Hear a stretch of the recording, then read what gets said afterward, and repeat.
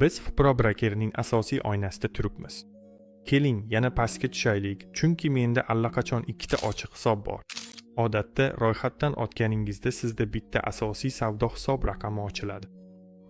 Qo'shimcha savdo hisobini ochish uchun siz quyidagi plus belgisini tanlashingiz va hisob ochishingiz kerak. Agar siz yangi boshlovchi bo'lsangiz va uni minimal miqdorda sinab ko'rmoqchi bo'lsangiz, Fpro standartni ochishingiz kerak. Eng oddiy savdo hisobi.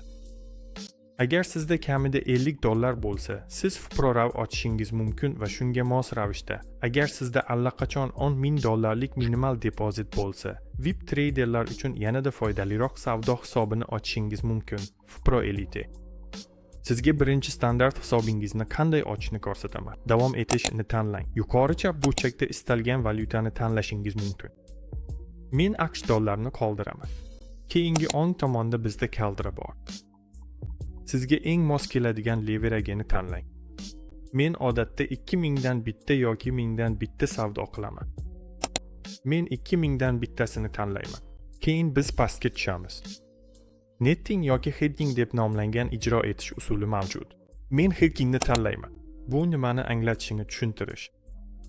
Men bu yerdagi katakchani belgilayman. Savdo hisobi uchun parol yarataman va hisob ochish tugmasini bosaman.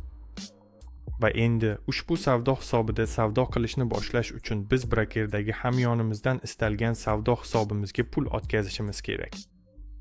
Buni qanday qilishni sizga ko'rsatib beray. Bu yerda tarjimani tanlang. Keyin biz pastga aylantiramiz. U qayerga o'tkazmoqchi ekanligimizni ko'rsatadi va istalgan savdo hisobini tanlaymiz. Bu yerda biz summani ko'rsatamiz va o'tkazma tugmasini tanlaymiz.